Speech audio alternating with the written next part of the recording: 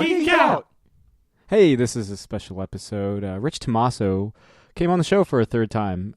This is it. You know, he's talking the first volume of Spy Seal, the Corten-Steel Phoenix, which is honestly just such a joyful book. And, you know, this time I feel like we also just dive into all elements of pop culture. Because at the end of the day, this show is a conversation. It's a good time. But we also definitely dive into really all of Rich's Image Comics work, Dark Corridor, She-Wolf, and yeah, Spy Seal. So check it out. And coming back, pulling the hat trick. Ooh, is Rich Tommaso. We're getting a lot of those lately. I love hat tricks. I love it when they come back. I love it. That's a good sign. It is. Yeah, it means we're either that or they've forgotten. They forgot. Yeah, how like dumb we are.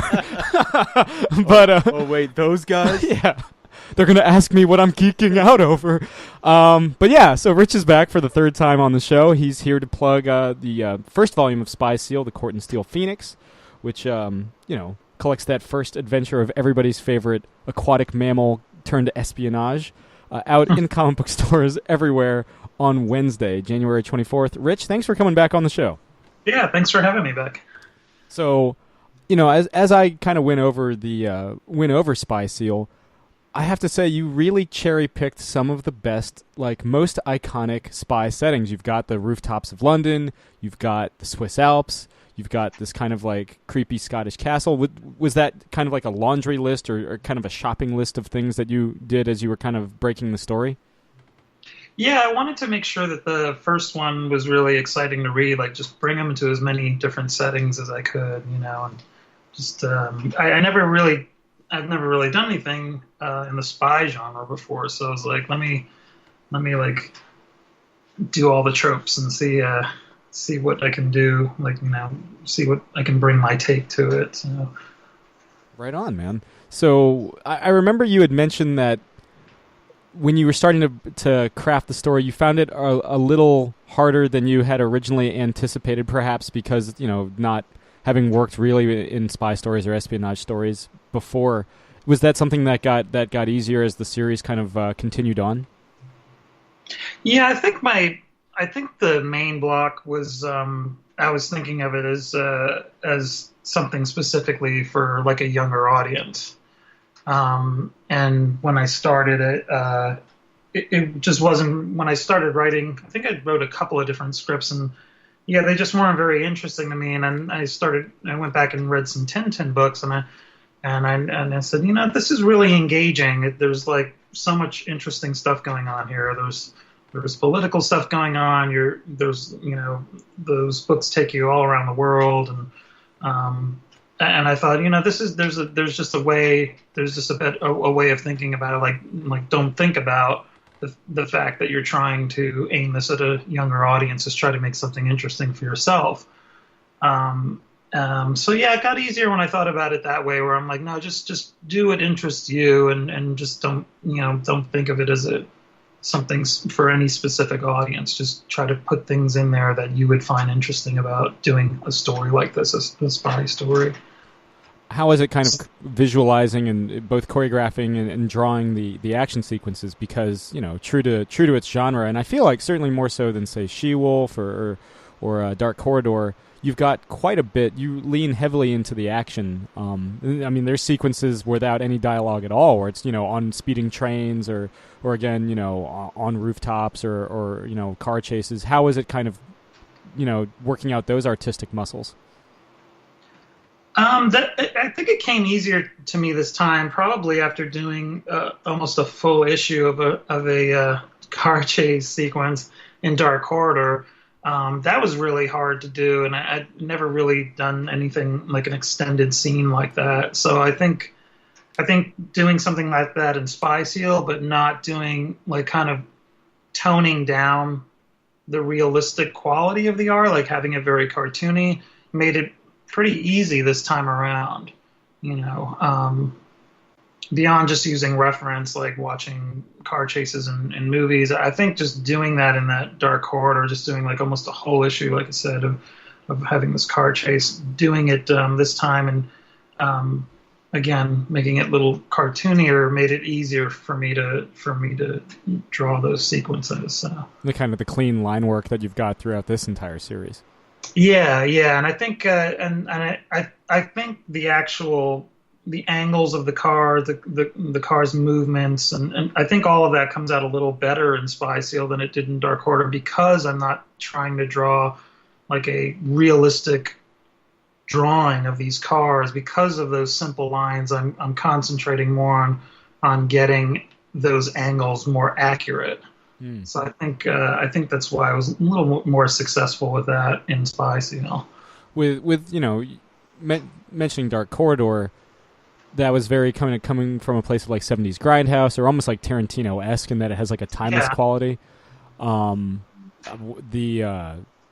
She-Wolf is like this love letter to 80s horror, but more specifically 80s like werewolf horror, like The Howling and all that. Was it? Yeah. What kind of place, when you were first conceiving a Spy Seal in middle school, did that all kind of come about? Oh, the Spy Seal was basically, when I was I think I was in like 7th grade when I came up with Spy Seal. And one of my favorite cartoons on TV was Danger Mouse. And that was basically my way of coming up with like my version of Danger Mouse to draw in comic form, But yeah, that was a big inspiration as a kid. With the comics now, a lot of the stuff that I'm getting from movies mostly comes from the Hitchcock movies, the old like Hitchcock spy and mystery films, especially movies like The 39 Steps, Lady Vanishes. A lot of that kind of goes into Spy Seal, and it seems to work hand in hand with Tintin really well. I remember reading, I forget which Tintin it is, but they're in like a big theater, and they're watching all these different acts, and it reminded me so much of the scene in the 39 Steps when they're in this giant theater, and there's this guy who's like this genius at like he just has like a wealth of knowledge, like all kinds of trivia. You could just throw a question at him and he has an answer for it. And he's the guy that's like keeping this government secret in his head so that it's like the easiest way for them to pass information from one government agency to another. And I thought like, wow, that's so similar. It's even a similar time period that those two things were made. And I'm thinking like, wow, I wonder if Hergé had even seen that movie and thought, oh, that's a good scene for something I could do in Tintin. So yeah, those are besides the Tintin thing, Hitchcock has been like a huge influence on these comics. Kind of like Suspicion and Notorious and yeah, Notorious especially. Yeah. Great settings. It's the same thing where Hitchcock would always travel the globe, different movies. So it's very similar in a lot of ways.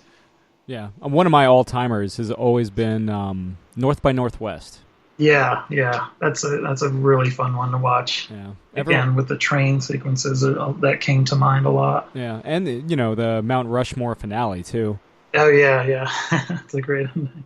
With speaking of Tintin and Hergé and all that, this trade has kind of got this deluxe format. Is that kind of a nod to those more European comics and those kind of formats? Oh, definitely, yeah. Even a lot of what goes into the actual art comes from that. That's my love of those comics and especially the color palettes of those books as well. Yeah. Right on, man. I mean, for our listeners that don't know or perhaps didn't remember, in which case there's 2 episodes of Rich Tommaso you can totally catch up on. You come from a colorist background. What was it about? Because you're using like the line work being very clean. The colors are very clean here as well. What was it like working with that palette? Well, it was a little tricky because when I looked at, I knew that I wanted to color this in a very kind of like with muted tones, like very very muted light coloring. But when I looked back at She-Wolf and especially Dark Order, the colors seem really dark, really bold, and I realized that's just like the way I color things first time out. So I had to come up with a system where I just allowed myself like since I'm just it's just the way I color. It's just the way I approach color when I'm trying to tackle a page. I just allowed myself to kind of put those bold colors that I tend to use, and then I would lighten the whole palette before saving the file. And so that really helped. I would just take the level adjustments and just lighten them about 50%. And pretty much throughout the whole page, I would then look at it. It's kind of like working on a drawing or painting. You're so up close, and if you just kind of sit back, you can kind of get a better idea of how things are coming along. If you just kind of take a few steps back and look at it. So lightening it afterwards would really be like, okay, that's really the thing I'm going for. But for some reason, I can't really do that first out. When I have like a clean white page, I tend to just throw really bold and like dark colors and bright colors too. And so that's just a system of works. I thought maybe over time that I would just, I would get used to doing the lighter tones as I went. But I thought, well, it's a system that works. So until I change the way I color first time out, I'll just keep doing it that way.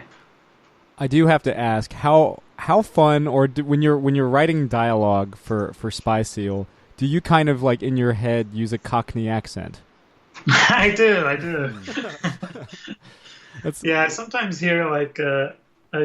hear Cary Grant's voice, and a lot of like but more like stuff like Tom Hiddleston when I'm thinking of like Spy Seal, because he's supposed to be this very like gentlemanly type of guy, So his voice, I hear his voice a lot when I'm writing. It was always kind of like, every time I'm reading like the dialogue, it's just like, he's got to be having so much damn fun. Oh yeah. They've been a joy to write. I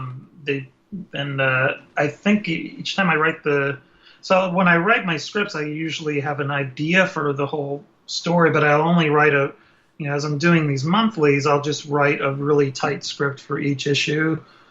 One at a time. Like I'll write a tight script for issue 1, go into the thumbnails, and then do that book, just so that I'm not spending too much time doing one task. And so I'll know where the other issues are going, but I don't have a fully written script. But every time I would get to another issue and be like, okay, I gotta get to this one because I have to start drawing it soon, it would just flow right out. I wouldn't really have to do too much of rewriting on them because the story would just play like a movie in my head. So they're much easier to write than the 2 previous things I did at Image. Trying to get the voice of a teenage girl down that happens to be a lycanthrope. Yeah. And while staying on the topic of like having fun with it, what was the most like what character or animal was the most fun to draw? Because you've got obviously the seal, you've got a plethora of rabbits, you've got a couple literal birds. What was the most fun character to draw? I think for me the birds are the most fun. I really like drawing Sylvia and Kess. I don't know, something about drawing these characters with beaks. There seems to be I think there's at least 4 bird characters, but those seem to be the most fun to draw. Spy Seal is actually a pain to draw, and I've tried to just because I worried about that perfectly round head when I started doing this thing, and I thought no, just be real natural when you ink those. Don't think about trying to make it perfectly round each time. But yeah, he's kind of tough because of that. So I try not to go too crazy about making sure his head comes out perfectly round. I would look at Tintin again. I would look at Tintin's and be like, even though this is really clear line, clean work, look at Tintin's head. Half the time it comes out really weird looking, not perfectly round. So things like that sometimes will get stuck in my head where I worry about this character's bald or whatever, and I have to draw that perfectly round. But yeah, I would just try to not think about it. If it came out clear, that's great. If it didn't, just move on to the next one. I want to make sure that I drew with more of a natural line, with this book, not use too many, not have to depend on anything like French curves or anything like that. I want to make sure, at least for the characters, that I drew these things freehand. With the this is billed as the first Spy Seal adventure. I think I remember reading in the liner notes that Spy Seal will return in 2018. I haven't seen it in the image solicits yet. Rich, when can we expect a return of Malcolm and the rest of MI6 and all that sort of thing? So it's going to be a while. I'm actually taking a little hiatus from it, and I'm working on a series that I already have like a lot of pages drawn for that I'm now coloring. So once that series runs, then Spy Seal will return after that. So yeah, it's going to be a little while because I want to make sure I have enough time to. It was really hard drawing the first series, and I thought I had pretty much of a lead going into this, but the last couple issues I was working like round the clock, like 7 days a week for months, just to make sure that all these things came out on time, and it was really hard. And I didn't want to. There's so many panels on every page, and there's so much quality control on this thing. Like everything's drawn very accurately, much more. There's very, like I said, the characters are drawn very freehand, but the backgrounds I'm very, very like careful with and very accurate with all the perspectives and everything like that. So it was a very hard book to draw, even though it looks pretty simple in its finished form. So I just want to make sure that I had enough time to do the next one, and so that I'm not, sweating it out too hard, trying to make deadlines. So yeah, like I said, I'll have a crime series that's going to come out next that starts in March, and then after that I'll have another Spy Seal story. So you were talking kind of about watching car chases or different films for kind of inspiration. There's a pretty great car chase in Spy Seal as well. Are there certain kind of car chases that are like go-to for you? Like, did you watch like Bullet or other movies and were kind of like, that's what I'm going for? 7 Ups. Yeah. 7 Ups. Yeah, I did watch a lot of Vanishing Point and Death Proof, and definitely Bullet. Mm-hmm. With the Dark Corridor, most of that car chase was taken right from Bullet and Death Proof, to the point where I don't think I can watch Death Proof for years now because I had to keep like rewinding and like playing it over and over and over again. With Spy Seal, I think a lot of it I just kind of drew, like I kind of made up as I went along. There was, I forget, I think there's a short car chase in To Catch a Thief that I looked at, especially because that was in Monte Carlo. It was in the same area, and it was a Hitchcock movie, so this is perfect. And I was watching that one day, so I looked at that, and then I also, again, I looked at a lot of Tintin car chases and got some ideas from there. I definitely kind of had the Bullet bass score running through my head, like as I was reading the Lalo book. Schifrin. Yeah, just Yeah, that's an amazing, amazing, legendary car chase scene. I mean, if anything, if there's a soundtrack that goes to Spy Seal, it's like 60s jazz. Yeah. A lot of Miles Definitely. Davis just going ballistic on horns. I think a lot of I thought about Point Blank a lot too. That has like kind of crazy loud jazz going on, and it's this great like 60s crime movie by a British filmmaker. So yeah, thought about that a lot too. Yeah, it's John Borman, if I remember correctly. Yeah, it's the dude that did Excalibur. and Zardoz. Excalibur. Yeah, he was one of those guys that always made a different movie. I remember like when I revisited Point Blank, I was like, well, what other crime movies has this guy made? And he's made like maybe a few, but he was definitely one of those guys that did everything. Like, did a bunch of different kinds of movies. Yeah, Excalibur is definitely the shiniest movie in the universe. I haven't Shiniest seen and that in clangiest. years. I was probably too young when I first saw it. That might have been one of those movies where my mom would tell me to turn around whenever there was a nude scene and something. I feel like Watch the movie, but then she'd be like, all right, turn around. I don't know if anyone's ever old enough to watch Excalibur. Well, I feel like that movie got a bit of a bump because that's the movie that's like, I think it's the movie that's the coming soon movie in Batman v Superman, like when young Bruce Wayne is walking out of the theater. Oh, yeah. It says Excalibur. Okay. And I don't know if that means that's the last movie he saw before his parents died or that's the movie that was coming out next week. But I doubt Bruce Wayne probably hates that movie. because it only probably brings back horrible memories. Like, but at the same time, he digs Zorro still. yeah, but I don't think he saw Excalibur. I think that was coming soon. Okay. So now he's like, it'll ruined. Yeah. So you know, Dark Corridor is very Tarantino-esque. You had kind of invoked Death Proof for the for Spy Seal and the Corten-Steel Phoenix. Just contractually, I have to ask then, what is your favorite Tarantino film? Oh, I just watched The Hateful Eight again last night, and I saw it in the theater, and I didn't like it at all. Like, I had all these problems with it, and so I was like, well, I want to revisit this, because the same thing happened with Django, and I just don't think I'll ever get into that movie. But I watched Hateful Eight again last night, and I really enjoyed it, and I couldn't understand why I didn't like it in the theater. But every couple of years, I'll watch all of his movies, like from the first one on, and when I get to the end, I always say Reservoir Dogs is the best. And I'm not one of those guys that only likes like the first one, or I only listen to the early Who. That's bullshit. Like all Who music is awesome.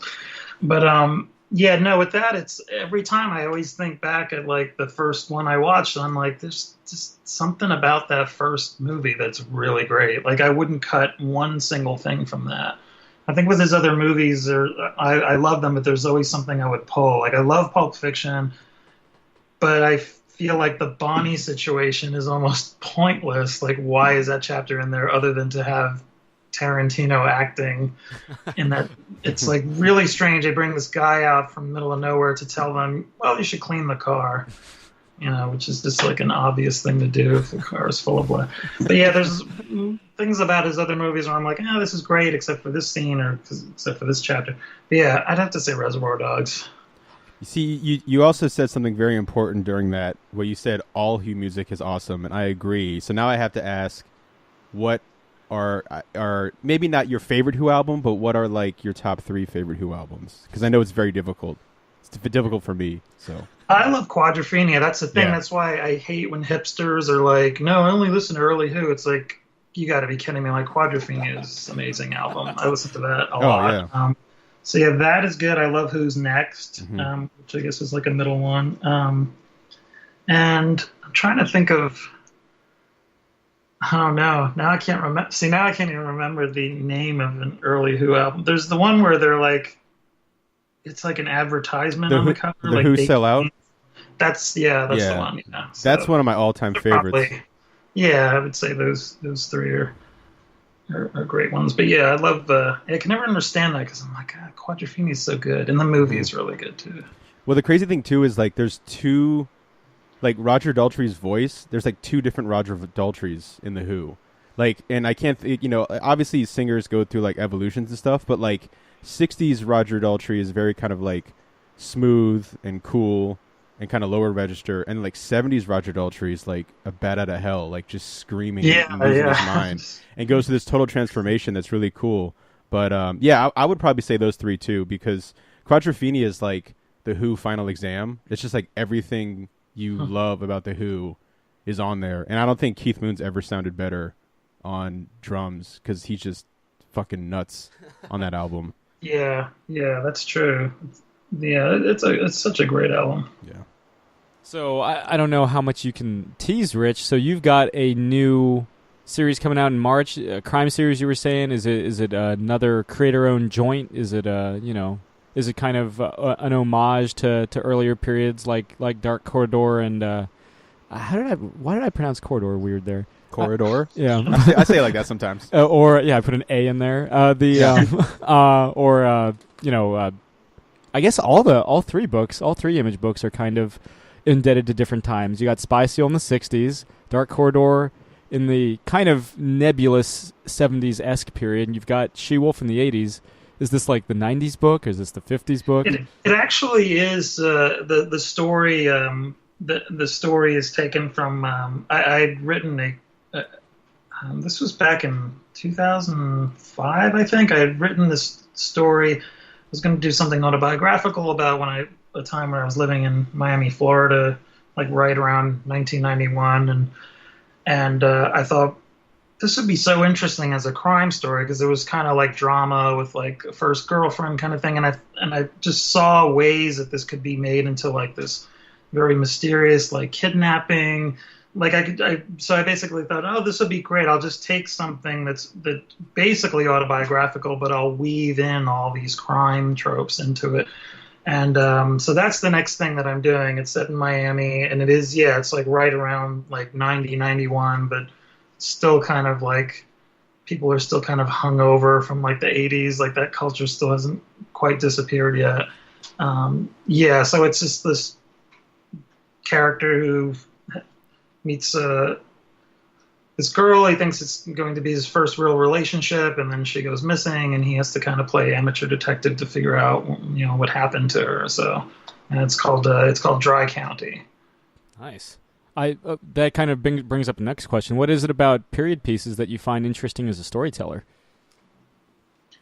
I don't know. I've thought about that for a long time. I tend to like movies from a different era and books and comics and yeah, I always think about it. I don't know what it is that it must be a connection of all those things because I'm into a lot of old movies and comics and books and music and things like that. It must just be that when I'm writing something and I can think of the perfect time period for you know, for the subject matter, I'm thinking it automatically makes me really excited to do that. It's like, oh well, I have this story that just would be perfectly set in, you know, the 1970s or 1960s, and it just kind of gets all my like creative juices flowing when I'm thinking of a different time like that. Yeah, I'm not sure what it is. Yeah, it must, but yeah, again, maybe it is. Maybe this comes from my love of those movies and comics and things like that. Yeah, I don't often come up with stories that are totally contemporary time period that really interest me for some reason. What kind of you had mentioned your own kind of feelings in 2005, but what are some specific pop culture influences behind Dry County?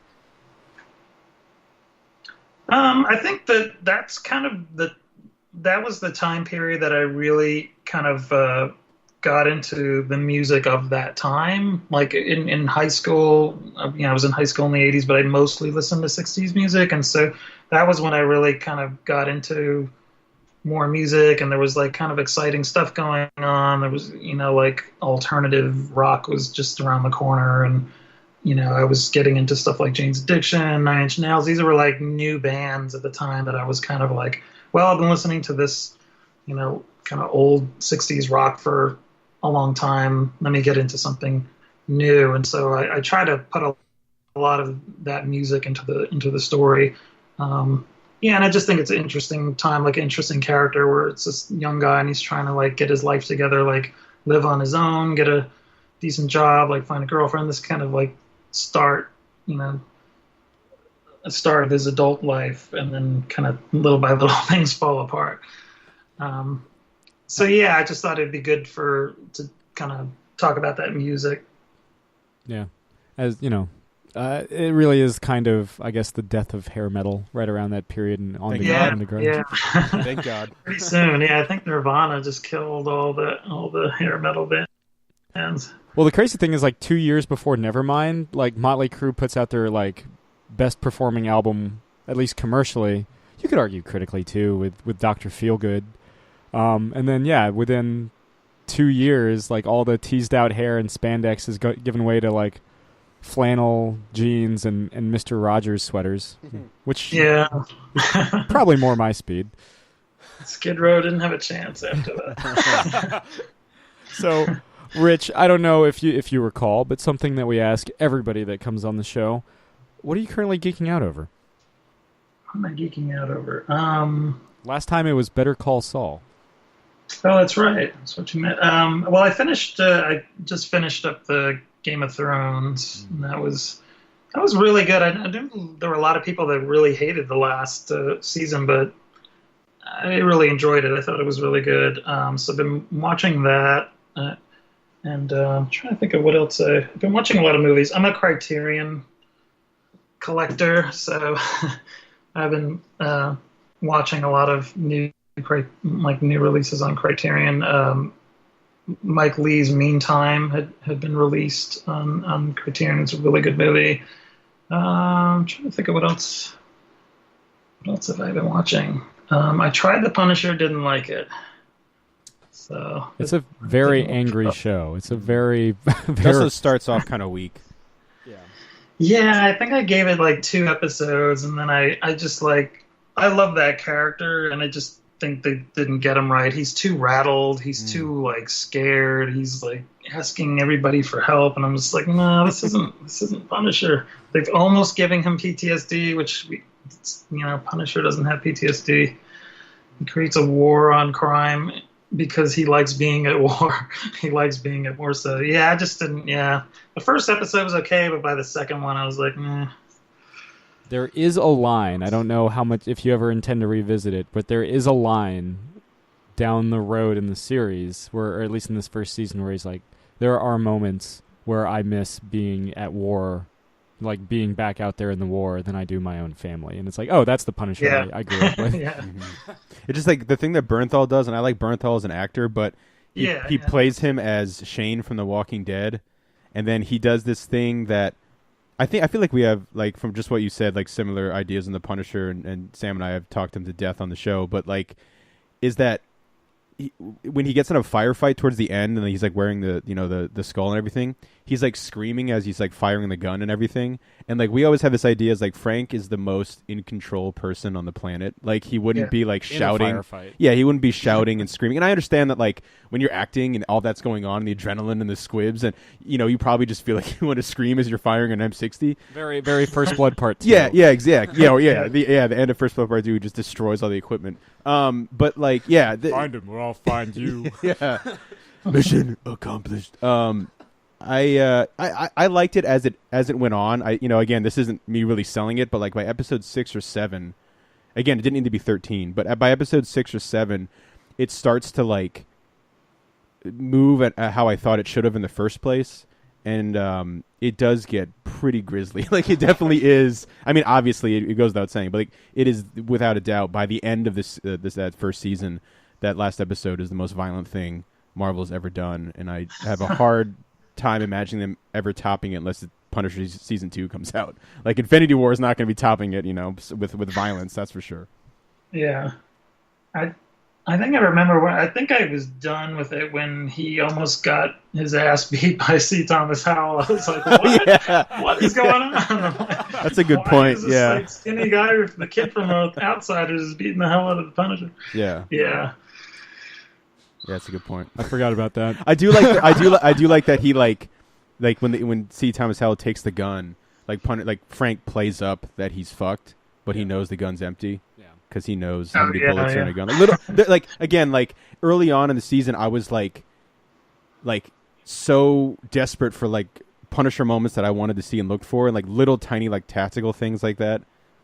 I was like, oh, okay, that's cool. I like that. So for those keeping score at home, that means Rich has risen something that I never noticed about the Punisher series, and risen something I never noticed about Pulp Fiction, which is that they basically call Harvey Keitel just to tell them they need to clean a bloody car. Yeah, it's funny.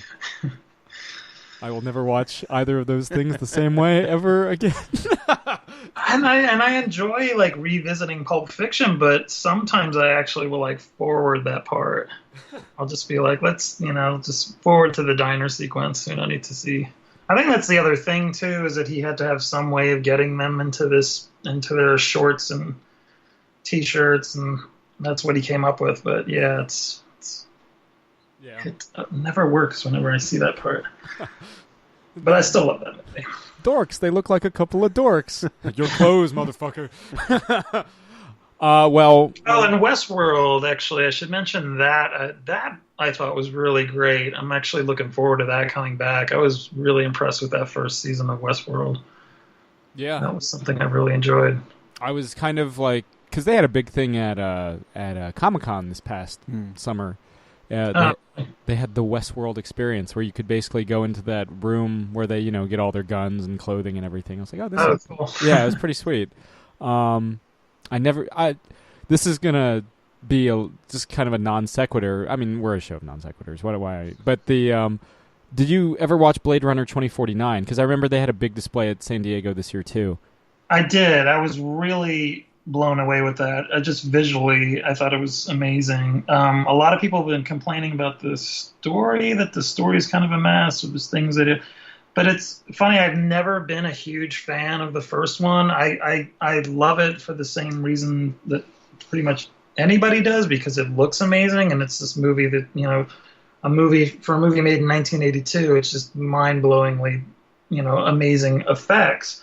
But I always thought the story was kind of a mess anyway. So people keep asking me about the new movie, but did you like the story? And I'm like, but the first movie, I feel like, suffers from the same thing. It's the thing that I like about both of those movies is just how they both look so great. And I think the new one complements that first film really well too, in a lot of ways, not just visually, but I loved it. Well, they also, I feel like they use the color saturation a lot better in the new one. You've got the sequences like bathed in orange, or certainly gray, but also a lot more neon in this new one too. Yeah, it just looked at like every piece of design in that movie was just so beautiful, and the music was great too. It was another thing that I thought complemented the first one really well. Was the music seemed very similar. I'm not sure if they used some of the same music in the first one, but it just I thought it worked really well. It looked great. It really reminded me a lot of a Mobius comic, which I thought was really nice to see. Like especially the part with I think where he's walking and there's like a big giant like digital woman that like. Oh yeah. And I think she's on a screen or something. It was a while when I saw it, but I remember that scene especially. I was like, wow, that seems like straight out of a Mobius comic. I thought it looked beautiful. What is it about? I mean, between Herge, who's Belgian, and Mobius, what is it about the European artist that you made such an impact on you? I think I've always really loved very like clear drawing styles. I think I don't think there's a big difference between those guys and Jaime Hernandez, who I really love, who was the kind of the first artist I really connected with. Like when I started doing comics, like when I just started doing like self-publishing things, and I remember looking at his work a lot, and I think I've always really been attracted to that. Like just really people that can draw things very accurately, but they have a very clean drawing style. There's something about that. I know it can be a curse too, because then as an artist, you don't want to go crazy over every little line that you draw. But yeah, there's just something that's always been attractive to me. And I think like all the Hergé, Mobius, Jaime Hernandez, I think they all draw just so beautifully. They draw things very accurately, but they have their own kind of way of drawing. Like they do have a style. It's not that they're photorealistic or anything. They just have this beautiful way of simplifying that realism. You recognize, like if Jaime draws a certain kind of car, you recognize exactly that kind of car, but it's very cartoony. It's very much his own drawing. It's a tough thing to do. You want to draw things accurately, but like I'm always looking to do that, but I don't want it to look like it's a tracing of a photo or anything. You want it to have some kind of individual style in there of your own, Yeah, totally. So, Rich, before we let you go back into the wilds of Atlanta, is there anything else that you'd like to plug? No, I just have that new comic, Dry County, coming out. It's starting in March. I think it's going to be about 6 issues long. Mm-hmm. And right now I'm just writing. I'm making notes and writing and researching stuff for the next Spy Seal story. Oh, right on. Well, again, that first volume of Spy Seal is in comic book stores everywhere on Wednesday, January 24th. Rich, thanks again for coming on the show. Yeah, thanks for having me back. That was fun. This has been another Geek Out production. If you enjoyed what you heard, hey, we've got a special episode every Friday. Of course, there's the usual catching up show every Wednesday. And you get book club episodes just about every Tuesday these days. Thanks for listening.